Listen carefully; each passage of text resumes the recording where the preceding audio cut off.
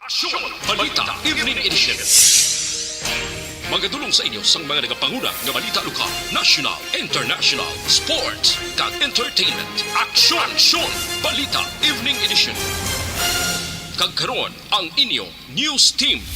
Una sa balita, una sa aksyon.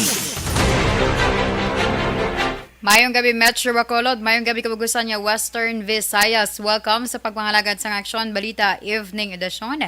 Karon nga adlaw Sabado, Oktubre 1, tuig 2022. Makitan kita live sa among official Facebook page kag sa YouTube channel ang Aksyon Radyo Bacolod kag mabatian agi sa www.aksyonradyobacolod.com.ph.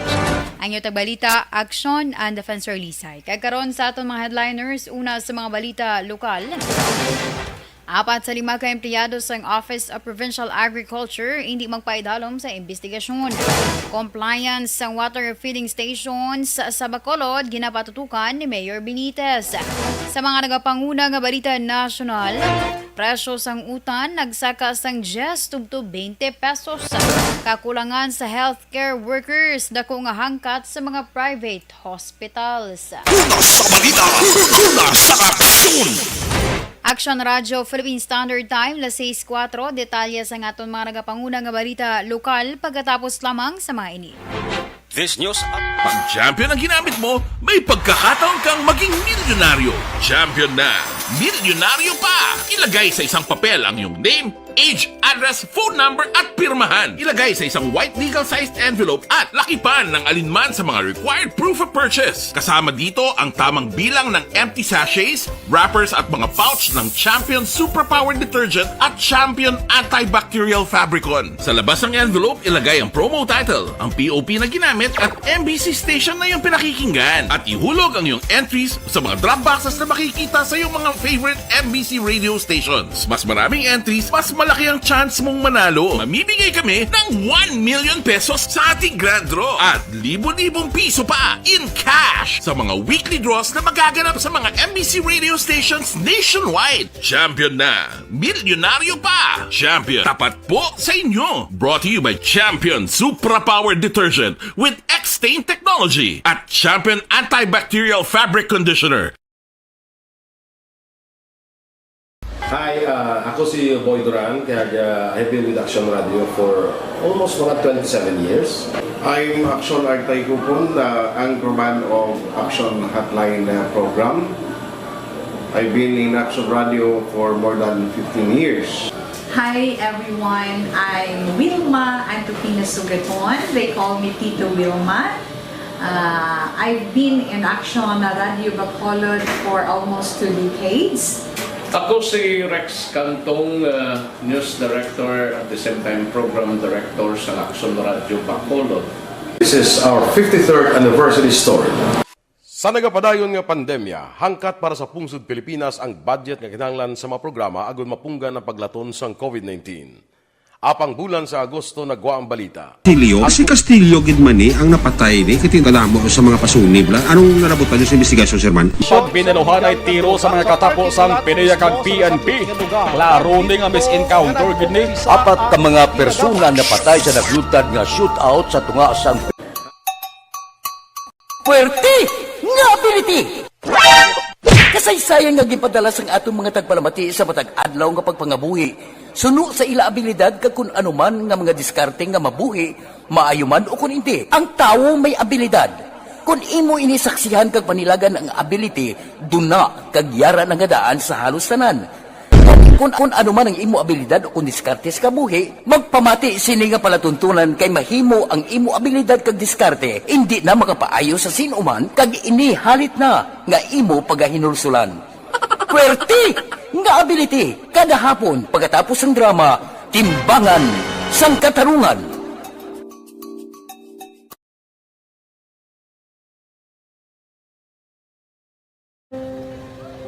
Kung sana ano nang nahuya ako mangulang eh sabi pigado tas kay ano ko sila padisurbo ko sila lang tapos kita kakulbaan ko kay basi hindi ko mapasar kay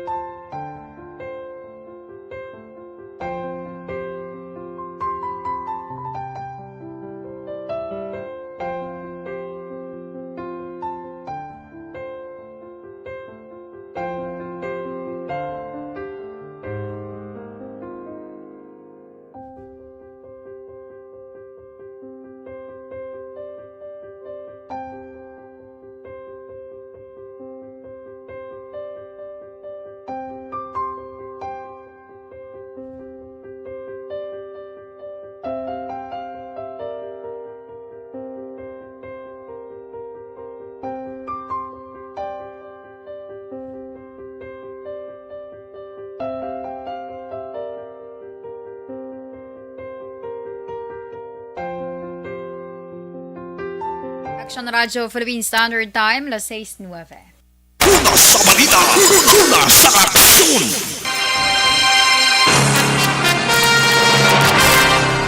Kagkaroon sa detalye sa atong mga nagapanguna nga balita lokal, gintalana sa Negros Occidental Provincial Legal Office sa PLO ang trial sa reklamo kontra sa mga empleyado sa Office of the Provincial Agriculture sa maabot nga Oktubre 13. Suno kay Provincial Legal Officer Attorney Alberto Nelias Jr., 4 sa 5 ka mga ginreklamo ang nagdesisyon nga magsumeter sa position papers kag hindi na magpaidalom sa formal investigation hearing base sa panugyan sang ila abogado. Sila amo sanday engineers Ramelo Letran, German Abihay, kag Rizen Palacios, kag ang staff nga si Maria Loisa Abano. Dugang pa ni Nelia, si Engineer Jimbo Garzola amo ang magapaidalom sa investigation hearing. Nagligad nga Agosto 22 ang 5 ginpapanaugan sang 60 ka adlaw nga preventive suspension bangod sa grave misconduct. Inimay kang tanan sa reklamo sang driver sang government service vehicle nga ila ginusar pakadto sa syudad sa Victoria sadtong Hulyo 15. Of course, may nag-appear ng mga lawyers. Isa ka lawyer for the 4 other engineers. While labot kay Engineer Garsula, nag-manifest nga hindi na sila mag-take part sa sa formal investigation hearing, and instead they will just submit position papers.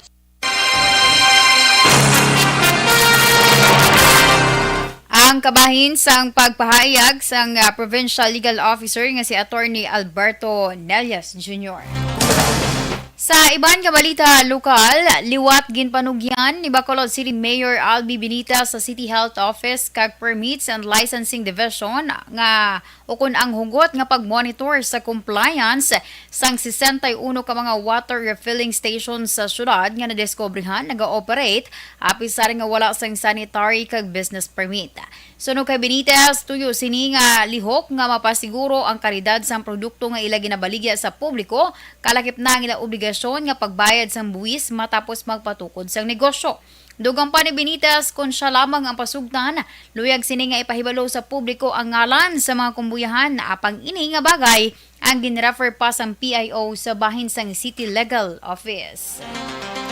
Hambal ko ganin sa City Health nga i-step up ang ila ni pagbantay sang mato niya mga refilling water station kay balanta naman nga ginainom na sa aton nga mga pumuluyo, and we should be vigilant sa pagbantay sang safety nila.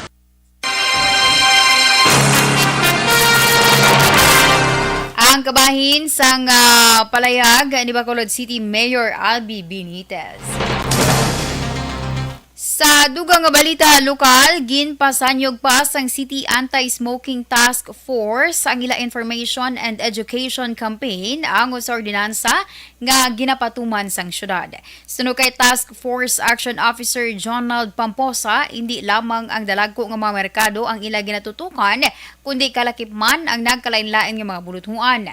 Dugang pa ni Pamposa, target man sang iya team nga maglibot sa mga activity o kun event area sini nga Masker Festival agod sa padayon nga pagkampanya sang amuha kasuguan. Ginklaro sini nga pagpanaway pa lamang sa karon ang ila ginahimo kag wala pa man nag-issue sang citation ticket sa mga nagkaladakpan.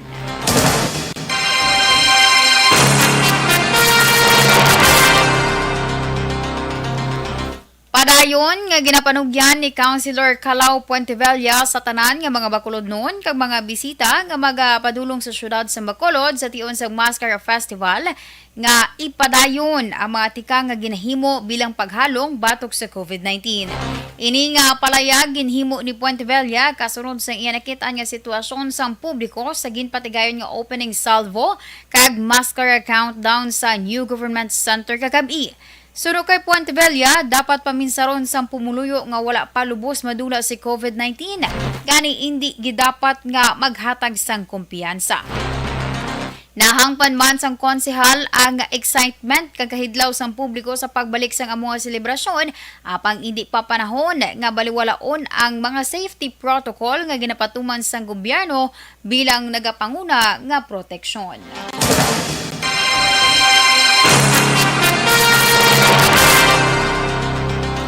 Formal na nga gin-turnover kahapon ni Bureau of Fire Protection Regional Director Fire Chief Superintendent Jerry Candido sa Pahanukoy Fire Substation ang bago nga BFP ambulance para sa mga pumuluyo sa syudad sa Bacolod.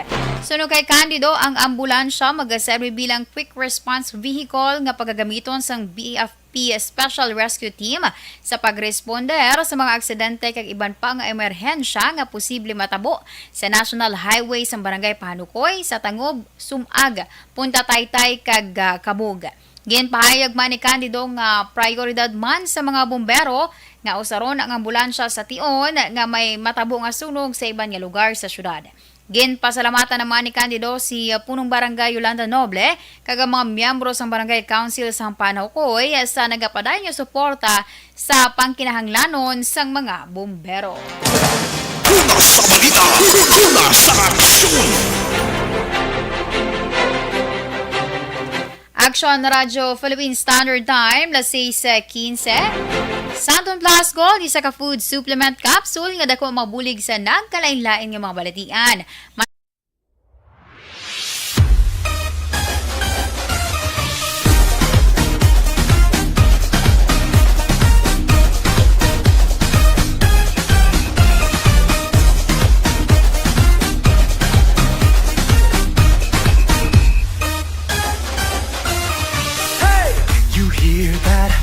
Something is calling, the beat of a drum, the sound of a crowd, footsteps are falling. It's getting louder, pulling you nearer.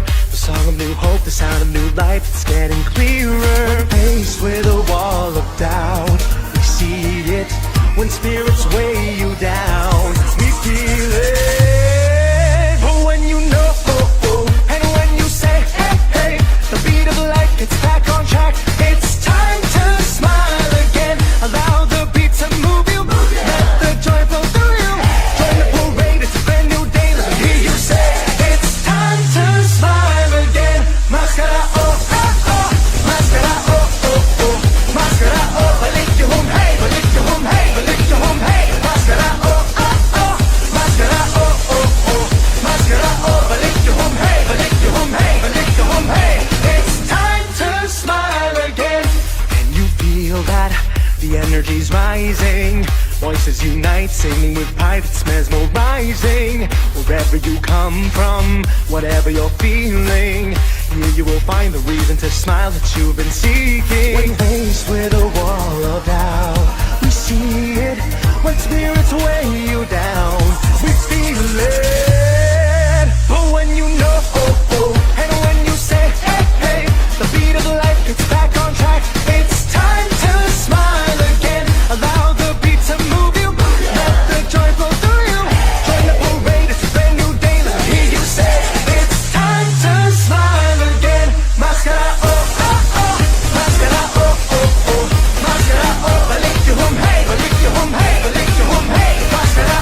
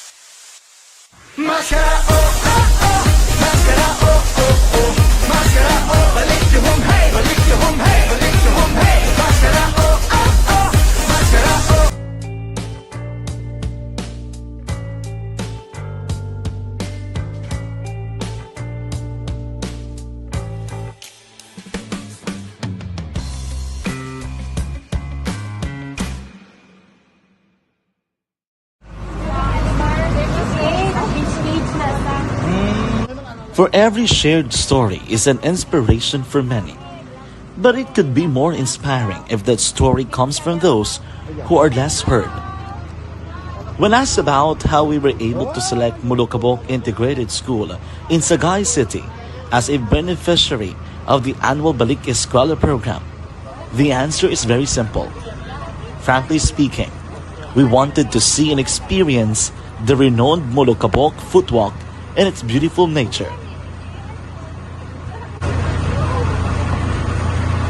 Upon entering the school, we were welcomed by beautiful smiles and warm hearts, silently expressing their gratitudes. At the venue, learners and teachers who are working hand in hand for a better future are excited to enjoy and participate. Parents are also lining up to avail free medical checkup and medicines.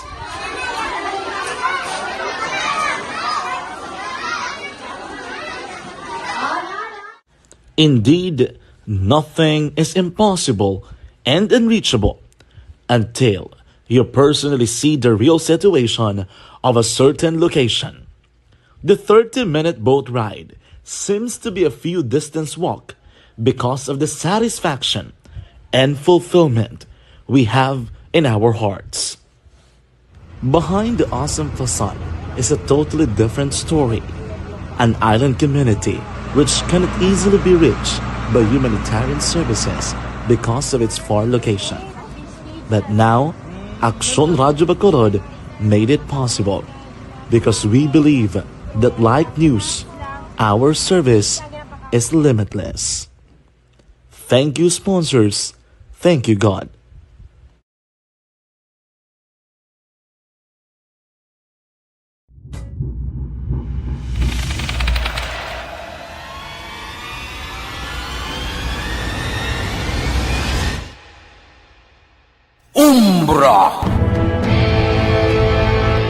Umbra, mga misteryo, katingalahan, pantasya, kagkatanagaan sa likod sang mga langgo, mga kasaysayan sa Santo Pa, subong kag mahimo sa palabuto, katulad sa mga Pinoy legendary story. Aswang, manananggal, amaranhi, tiktik, tayho, kamang-kama, kag mga duwende, Maria Makining kag bruha sa kuweba, magkapala nindog balahibo kag makahaladlo, makasilig niya nga mga kasaysayan katulad sang insudlan sang malain nga espiritu kag demonyo, kondinado, reincarnation, kag iban pa nga mga kasaysayan nga makapanganga samtang amat-amat nga tukibon ang mga ginsuguran tugtog sa katapusan. Mabatian kada aga pagkatapos ng drama Barangay 684.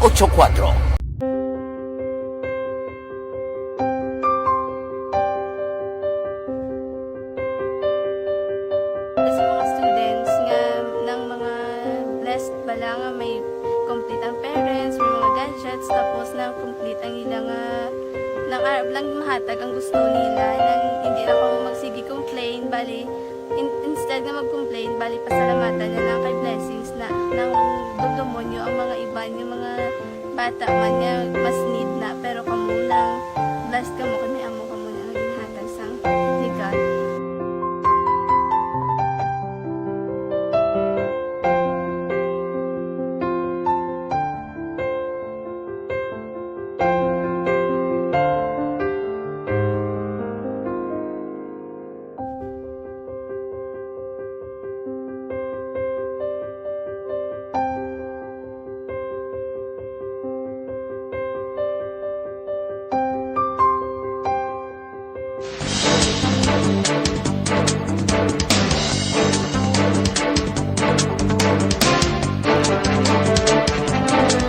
Aksyon na Radyo Philippine Standard Time, las 6:23. Aksyon na Oliver palihog ko sa aton nga patrol. Okay, may ara siya subong sang flash report. Isa ka shooting, no? Shooting incident ang natabo. Ang dugang sininga detalye, no? Palayag ni Aksyon Zil Minardo sa patrol nga nakakuha naman sang information sa hepe mismo sang kapulisan. Siya na lang mismo ang magplastar kung sa diin ining area sa syudad sang Bacolod para man sa syempre information sa aton angot sa sining hitabo.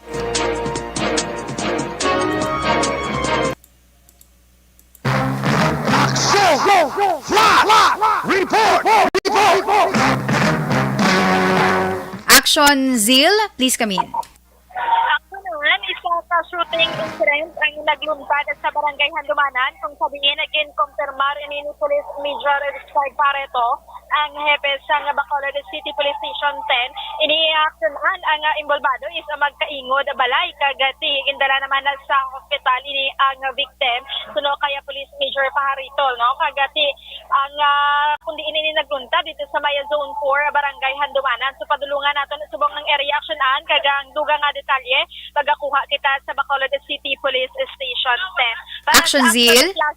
Yes. Initial lang naton, ano ni ang victim, lalaki, babae? Wala pa na confirmed din ni Police Major Pajarito kaya pagkatuan dito sa investigator pa action wala pa nakapasa sini sa initial info kung babae or lalaki ini ang victim. Sige, Action Zil. Yes, actionan para sa Action Flash Report ini sa Action Zil Minardo una sa balita una sa aksyon sa Bacolod Action Radio. Madamo gid nga salamat Action na Zil Minardo sa patrol, no? Dugang sida karon nga detalye bantay man sa pagpangalagad sa PILAEC Public Affairs Program sang Action Radyo Bacolod para nga maplastar man ni Action Zil Minardo ang dugang pagiging information ang sa sining shooting incident. Kag sa detalye sa ngaton mga nagapanguna nga balita nasyonal, ginanunsyo sang Department of Agriculture nga nagsaka ang retail prices sa mga utan bangod sa halit ni Bagyo Carding sa mga duta nga ginatalauma. Suno kay DA Undersecretary Christine Evangelista na obserbahan sang ahensya ang pagtaas sa presyo sang utan sa mga merkado sa Metro Manila. Kag dugang pa ni Evangelista nga sa NCR, may napulo tubto 20 pesos ang ginsaka sa presyo sa mga utan. Sa price monitoring sang DA, tubtob Setyembre 29, ang presyo sang Baguio beans nagsaka sa 120 kada kilo, halin sa 1 kagatos kada kilo sa nakaligid nga adlaw. Ang presyo sang carrots nagsaka sa 150 sa kada kilo, halin sa 140. Samtang nagsaka naman sa 1 kagatos sa kada kilo ang presyo sang talong halin sa 85 pesos sa kada kilo. Samtang ginpahayag ni Evangelista nga wala man nila ginadula ang posibilidad nga may nagapamintaha tungod tama kadako sa ginsaka sang presyo.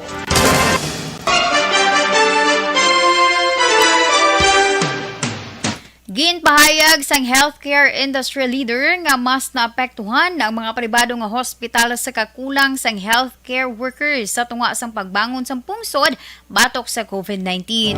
Ginpahayag ni Private Hospitals Association of the Philippines Incorporated o CONPAPI President Dr. Rene De Grano nga sa piyak nga handa ang private hospitals nga magbaton sang COVID-19 patients. Ang problema amo ang kakulang sang healthcare workers. Una ginpahayag sang Department of Health nga nagakinahanglan ang Pilipinas sang 106,000 ka mga nurses sa public kag private hospitals.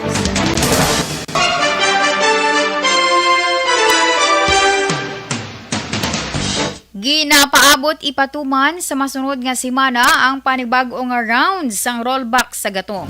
Sa fuel forecast para sa Oktubre 4 to 10 nga trading week, ginpahayag sang Unioil Petroleum Philippines nga ang presyo sang diesel mahimo magnubo sang 50 sentimos tubtob 60 sentimos sa kada litro. Ang presyo sang gasolina mahimo magnubo sang 40 tubtob 50 sentimos sa kada litro. Sa datos sang Department of Energy tubtob Setyembre 29, ginapakita nga ang presyo sang gasolina yara nagahamboy sa 61 pesos kag 45 sentimos tubtob 71 pesos kag 45 sentimos sa kada litro. Samtang yara naman sa 65 pesos kag 90 sentimos tubtob 74 pesos kag 84 sentimos ang kada litro sa diesel.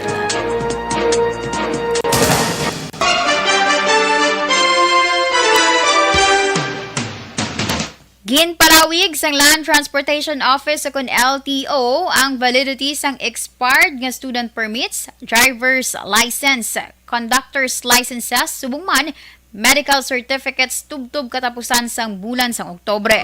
Sa advisory ginpahayag sang LTO nga tubtob o kunya ang validity sang nasambit nga mga dokumento nga nag-expire sang Agosto kag Setyembre ang ginpalawig tubtob Oktobre 31, 2022.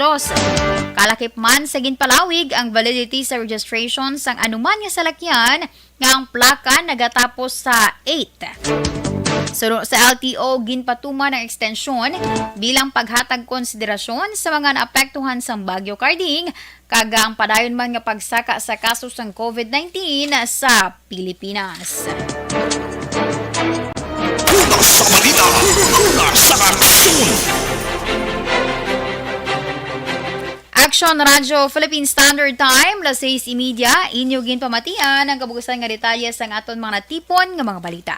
Diri lamang sa Action Balita Evening Edition, karon nga adlaw Sabado, Oktobre 1, 2022. Sa liwat ang inyong tagbalita, Action and Defensor Lisa. Una sa balita, una sa Action, sa Bacolod, Action Radio. Action Radio!